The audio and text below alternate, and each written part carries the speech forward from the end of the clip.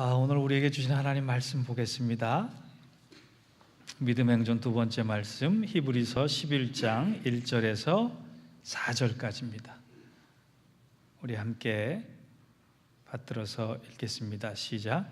믿음은 바라는 것들의 실상이요 보이지 않는 것들의 증거니 선진들이 이로써 증거를 얻었느니라. 믿음으로 모든 세계가 하나님의 말씀으로 지어진 줄을 우리가 아나니 보이는 것은 나타난 것으로 말미암아 된 것이 아니니라. 믿음으로 아벨은 가인보다 의로운 자라 하시는 증거를 얻었으니 하나님이 그 예물에 대하여 증언하심이라.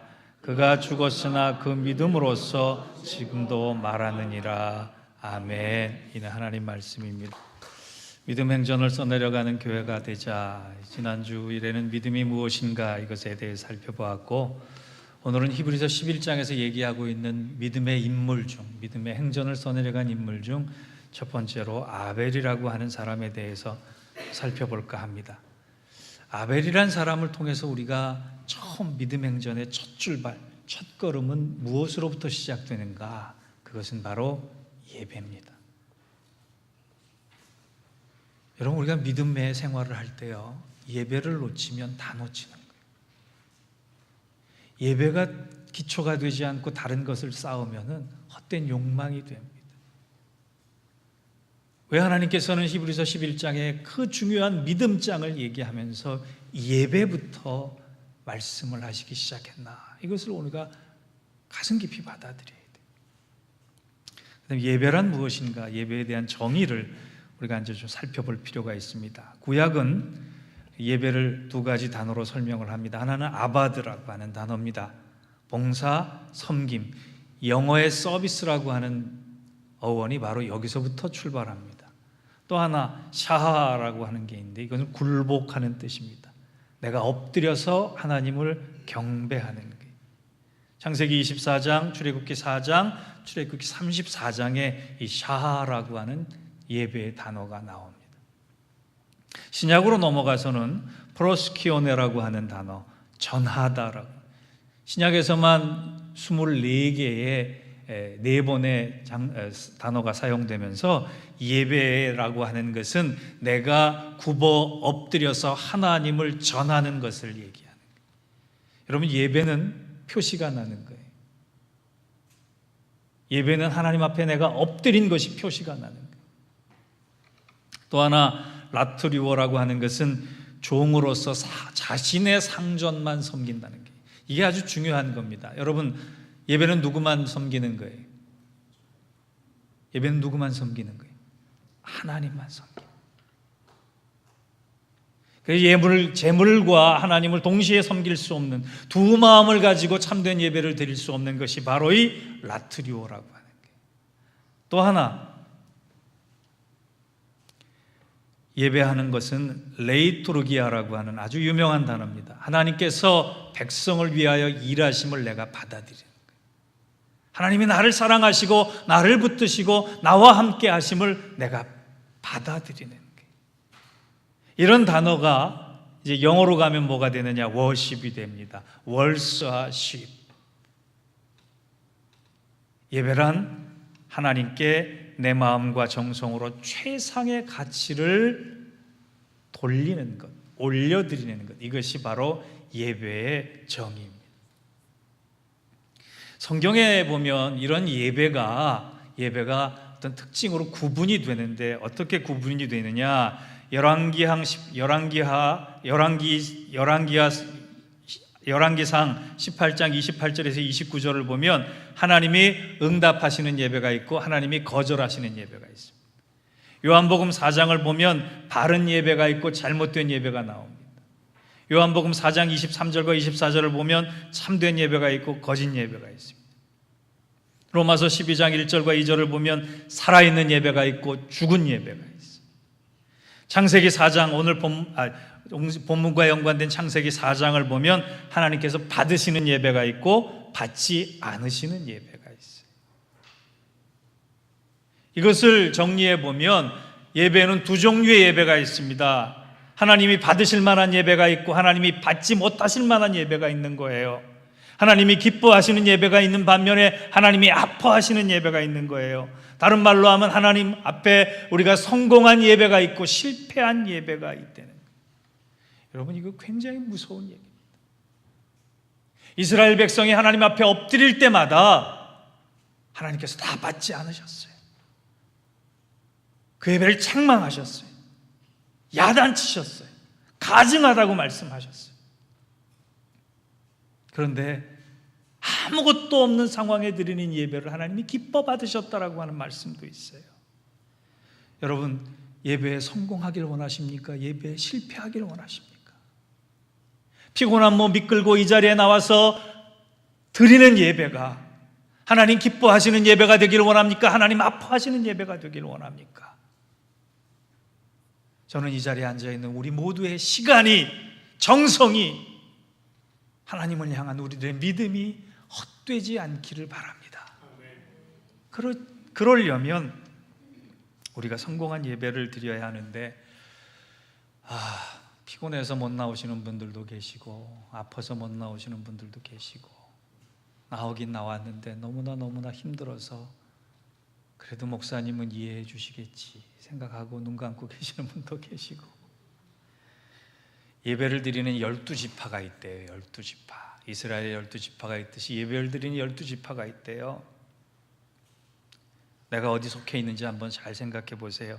수면파가 있어요. 졸면서 예배 드리는 수면파예요. 해병대파도 있어요. 졸지만 눈 뜨고 조는 사람을 해병대파. 노련파가 있어요. 깨다 졸다 반복하는데 시작과 동시에 졸면서 끝남과 동시에 깨는 노련파가 있어요. 예배 시간 내내 졸다가 축도대만 딱 깨는 실속파가 있어요. 설교 시간에 주보 처음부터 끝까지 한 자도 빼지 않고 다 읽는 독서파가 있어요. 그래도 우리 교회는 지금은 안 계세요. 목사님 글자 틀렸습니다. 이렇게 동그라미 쳐가지고 가르쳐주는 이런 분들 안 계셔서 얼마나 좋은지 몰라요. 또 예배 후에 있을 모임을 준비하는 회의파가 있어요. 이제 목장 모임 시작하면 목자들 중에 이런 분들 계실 거예요. 찬양은 부르는데 절대 소리 내지 않고 입만 뻥끗거리는 과묵파도 있습니다. 예배 시간에 옆 사람과 쪽지 주고받거나 카톡 주고받는 깨똑파도 있어요. 설교는 듣지만 기억하기를 거부하는 기억상실파도 있어요. 설교 시간 내내 오늘 메뉴가 뭘까 생각하는 배고파도 있어요. 교회 들어오는 순간부터 나가는 순간까지 누구와도 눈을 마주치지 않는 냉정파도 있어요. 맨 뒤에 앉아서 자기는 안 졸면서 누가 좋으나 이름 적는 선생님 파도 있어요. 여러분 어느 파에 속하세요? 네? 대부분 기억상실파세요. 이런 12지파를 넘어서 하나님의 거룩한 선민으로 부름받은 이스라엘 백성처럼 하나님께서 온전히 기뻐하시고 받으시는, 그래서 응답해 주시는 예배를 드리는 우리 모두가 되기를 원합니다. 그런 예배에 성공하기 위해서 우리가 기억해야 될 것이 두 가지입니다. 하나는 준비한 예배를 드려라는, 우리 교회 부족한 것 중에 하나가 바로 이것입니다.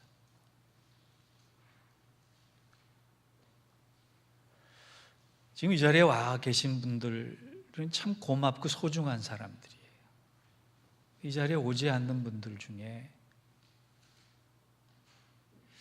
예배를 준비했다면, 예배를 갈망했다면, 예배를 소망했다면 예배보다 더 중요한 것이 내 앞에 나타났을까라고 하는 생각이 들어갑니다.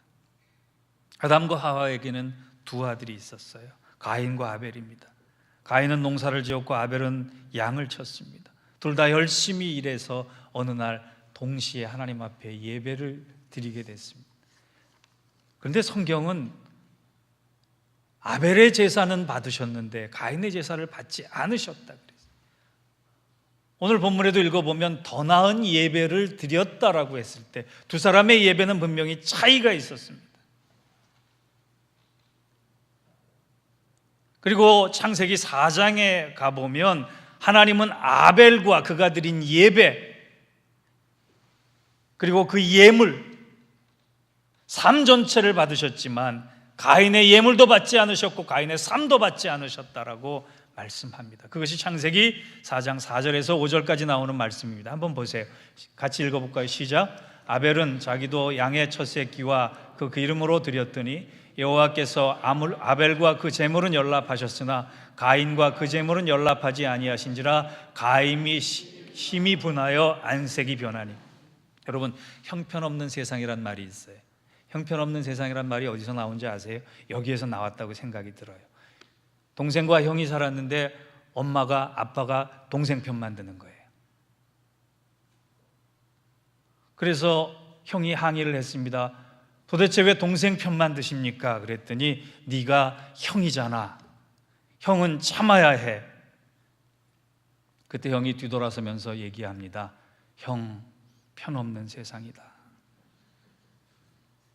동생 편은 있는데 형 편은 없다. 그래서 그때부터 형편없는 세상이란 말이 나왔을 거라고 제가 추측을 합니다.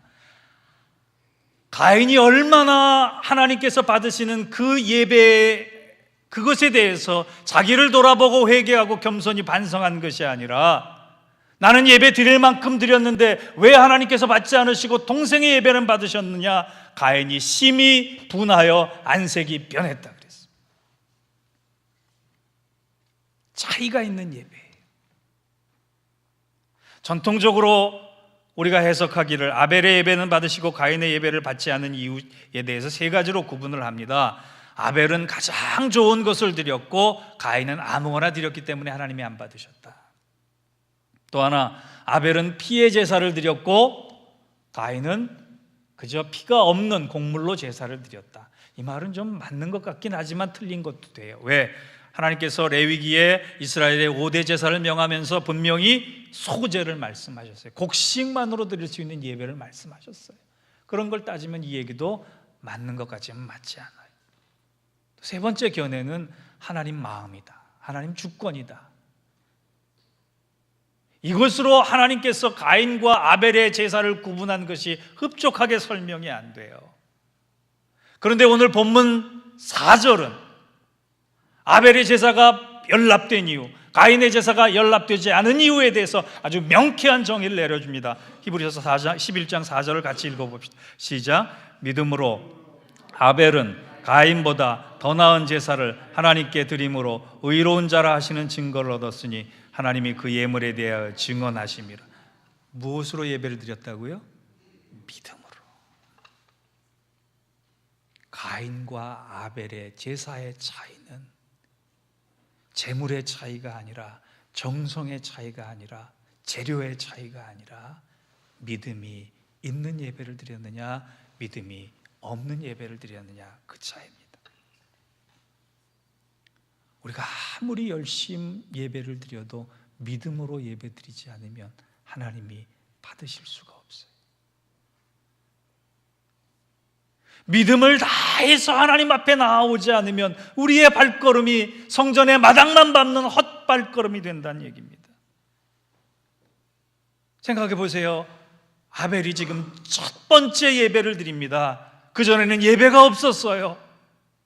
누군가 예배에 대해서 가르쳐준 사람도 없고 순서도 없고 성전도 없고 보고 배운 것도 없어요. 막막한 상태에 하나님 앞에 나아가긴 나가야 되는데 무엇으로 나갔어요? 믿음으로 나갔대요. 아무것도 없는데, 아무것도 준비하지 않았는데 이것을 하나님이 받으실까? 이것을 하나님이 기뻐하실까? 누군가 가르쳐주지도 않았는데 그가 드린 예배가 하나님께서 받으시는 이유는 그가 믿음으로 예배를 드렸다는 거예요.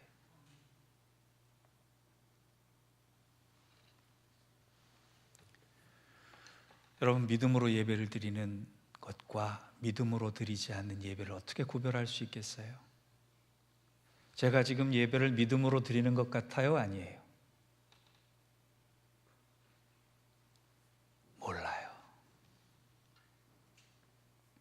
제 자랑은 아니지만요, 저 10년 예인교회 섬기면서 똑같은 설교 한 번 한 적 없어요.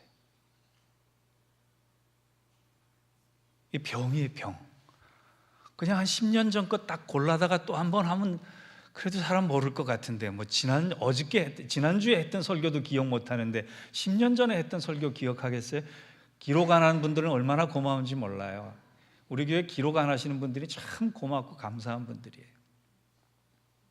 어느 교회 가면 목사님 이 본문으로 똑같은 설교 이렇게 말씀하신 적이 있습니다. 여기 적는 분이 계세요. 그런데 제가 믿음으로 드리느냐 믿음으로 드리지 않느냐의 표시는 이런 걸로 드러나지 않아요. 제가 드리는 예배를 받으실 수 있는 것은 믿음으로 그 예배를 준비했느냐 준비하지 않았느냐로 드러납니다. 그 사람의 예배가 믿음이 있는 것은 그 예배를 위해 준비했다는 거예요. 아벨은 예배를 준비했습니다. 가인은 예배를 준비하지 않았습니다.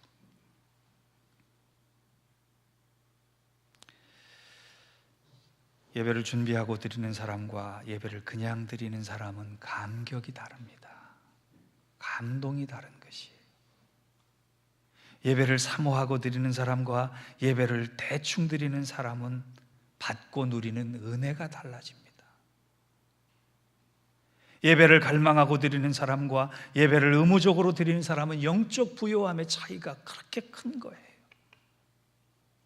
제가 지금 예배를 준비하라고 하는 것이 세련되게 예배를 드리자라고 하는 얘기를 하는 것이 아닙니다. 예배를 준비한 만큼 누릴 수 있는 은혜가 다르고 받는 감동이 다르고 내가 가지는 영적 부요함이 다른 거예요. 내가 예배를 준비하면 가장 중요한 것은 그 예배를 하나님이 믿음으로 받으신다는 거예요. 어느 권사님이 계셨는데요, 이 권사님은 두 딸이 있었습니다. 불행히도 자라면서 큰 딸이 병으로 먼저 하나님 나라에 갔어요. 둘째 딸은 정성을 다해서 큰 딸의 몫으로 큰 딸의 몫까지 함께 키웠기 때문에 공부를 열심히 했던 모양입니다. 유학을 가서 미국에 살게 됐어요. 어느 날 미국 사는 둘째 딸의 집을 처음으로 방문하는 날 비행기를 탔는데 그냥 그 비행기가 갑자기 난기류를 만나서 심하게 장시간 흔들렸다 그럽니다. 많은 사람들이 당황을 했고 많은 사람들이 죽을까 공포에 휩싸였을 때 이 권사님은 너무나 태연하게 그 난리 가운데서도 평온함을 지켰다는 거예요. 그 모습을 본 옆에 사람들이 깜짝 놀라서, 아니 당신은 어떻게 해서 이 난리 가운데서도 그렇게 평온할 수 있습니까? 이 권사님이 이렇게 얘기했대요. 나에겐 딸이 둘이 있습니다. 한 딸은 천국에 있고 한 딸은 미국에 있습니다. 만약 비행기가 추락을 해서 내가 죽었다면 큰 딸을 만나러 가는 것이고,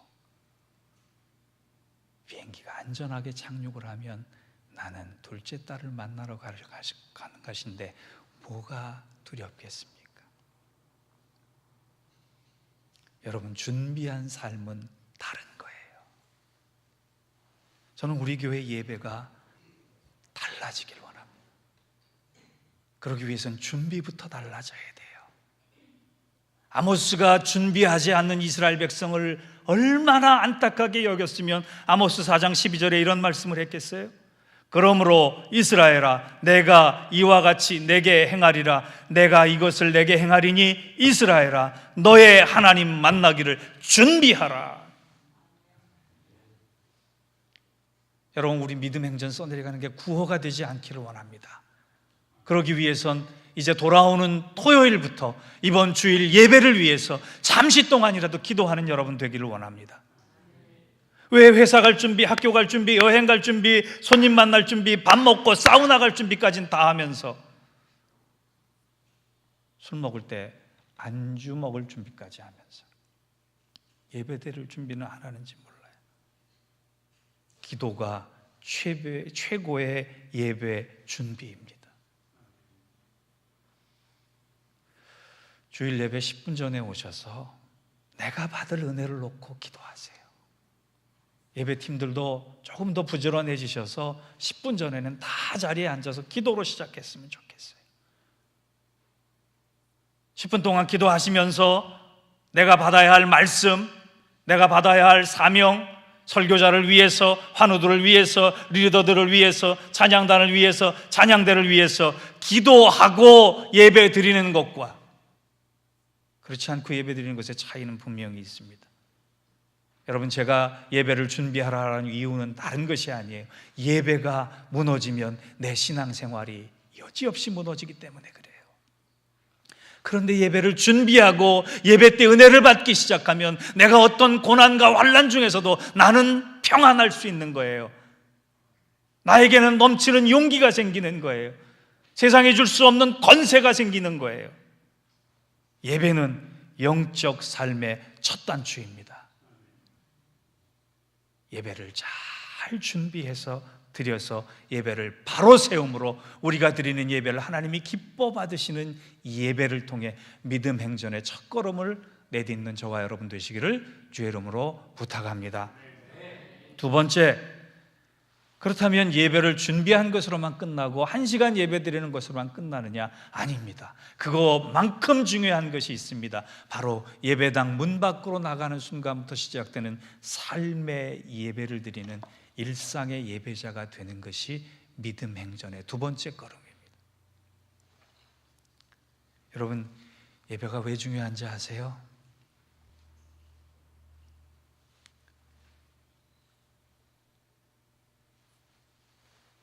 제가 오늘 예배를 드리기 전에 마음이 좀 심란했어요.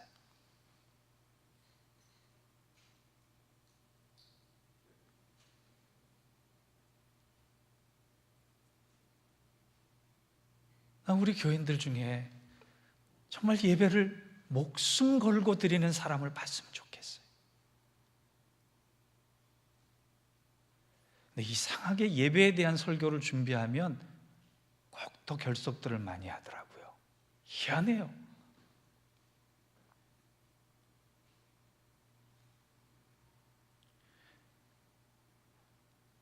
꼭 들어야 될 사람은 안 오더라고요. 안 들어도 될 사람은 와서 진지하게 잘 경청하고 계시는데 여러분에게 축복이 임할 줄 믿습니다. 여러분, 예배가 왜 중요한지 아세요? 예배 때문에 인류의 역사가 달라졌기 때문이에요. 예배 때문에 사람의 목숨이 바뀌었어요. 왜 예배에 목숨을 걸어야 할 정도의 얘기가 나온지 아세요? 아벨이 무엇 때문에 죽었습니까? 예배 때문에 죽었다는 거예요. 그의 죽음은 예배에 기인한 거예요. 예배에 목숨 건 사람이었어요. 창세기 4장 8절을 봅시다. 가인이 그의 아우 아벨에게 말하고 그들이 들에 있을 때 가인이 그의 아우 아벨을 쳐 죽이니라. 왜 동생을 죽였어요? 예배 때문에. 성경의 첫 죽음 사건은 다른 것이 아니라 예배 때문에 생긴 일이에요.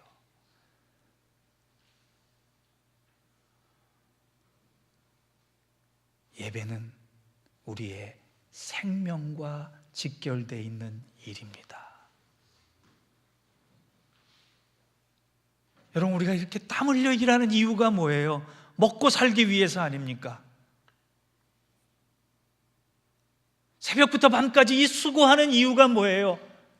생존하기 위해서잖아요.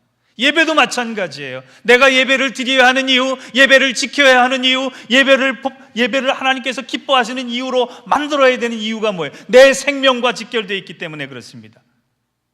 그래서 우리는 1시간의 예배로 만족하는 것이 아니라 내 생명을 부지하기 위해서, 내 생명을 존속하기 위해서, 내 생명을 부여하게 하기 위해서 일상의 삶의 예배를 드려야 하는 것이에요. 간혹 예배란 무엇입니까? 목사님에게 질문할 때, 저에게 질문할 때 저는 이렇게 대답합니다. 예배의 본질은 하나님과의 만남이고 하나님을 사귀는 것이고 그리고 하나님께 응답하는 것입니다. 그리고 예배의 영역에는 세 가지 영역이 있습니다. 개인적 예배가 있고, 공적 예배가 있고, 삶의 예배가 있습니다. 개인적 예배는 혼자 기도하는 것이고, 혼자 말씀 묵상하는 것이고, 혼자 하나님을 대면하는 것입니다. 공적 예배는 무엇입니까? 주일 예배 드리는 것이고, 수요 예배 드리는 것이고, 금요 기도회 드리는 것이고, 목장 모임 갖는 것이고, 가정 예배 드리는 것이고, 직장에서 경건의 생활하는 믿음의 성도들과 함께하는 모든 순서가 공적 예배입니다. 그런데 예배는 이 두 가지로만 끝나는 것이 아니에요. 이 두 가지의 열매가 어디서 나오느냐? 삶의 예배에서 나와요. 처음과 두 번째 예배를 잘 드리는 사람이 삶의 예배를 완성하는 것입니다. 어디 가서 예인교회 권사다, 예인교회 안수집사다, 예인교회 목사다, 부끄러워하지 마세요. 나는 예인교회 집사로서 삶의 예배자입니다.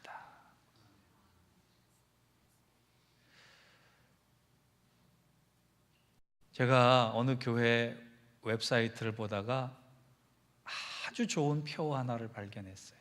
저 이렇게 마음에 드는 교회표 처음 봤어요. 교회표가 뭔지 아세요? 괜찮은 이웃이 되는 교회가 되자. 너무너무 좋더라고요. 괜찮은 이웃이 되는 교회가 되자. 우리 삶의 예배를 통해 예인교회 성도들은 정말 괜찮은 그리스도인이야 라고 하는 얘기를 듣기를 바랍니다. 저는 이제 매주일 한 주일씩 새벽 기도하면서요, 기도 제목을 쌓아가고 있는데, 첫 주에는 신년도로 첫 주에는 하나님 갑절로 채워지는 교회가 되길 원합니다. 두 번째, 믿음 행전을 써내려가는 교회가 되길 원합니다. 그리고 2월부터는 뭐부터 뭘 기도하려고 하는지 아세요? 간증이 풍성해지는 교회가 되길 원합니다. 여러분, 간증이란 다른 것이 아닙니다. 성경에 써 있는 하나님, 성경에 표시되어 있는 하나님이 내 삶의 현장에 같이 하고 계심을 보여주는 거예요. 그것이 간증이에요. 그것이 증언이에요. 오늘 예배당 문 밖을 나가는 순간, 아니 이 예배가 끝나고 친교실에 내려가는 순간부터 나는 또 다른 삶의 예배자로서 하나님께 예배를 드리듯이, 하나님을 사랑하듯이 우리 성도들을 사랑하고 성도들을 섬기며 세상을 변화시킬 수 있는 능력을 가지고 삶의 예배에 함께 하시는 하나님을 전할 수 있는 우리 교회가 될 수 있기를 바랍니다. 그런데 그 길은 쉽지 않아요. 결론을 맺습니다. 아벨이 예배를 드리고 얻은 것이 뭐예요?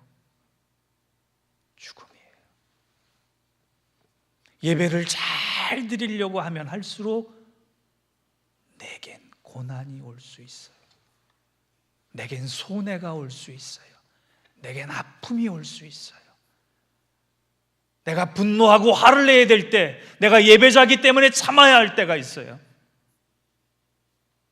나는 옳지만 상대방이 그 옳음을 인정할 때까지 내가 한 걸음 물러서서 기다려줘야 할 때가 있어요.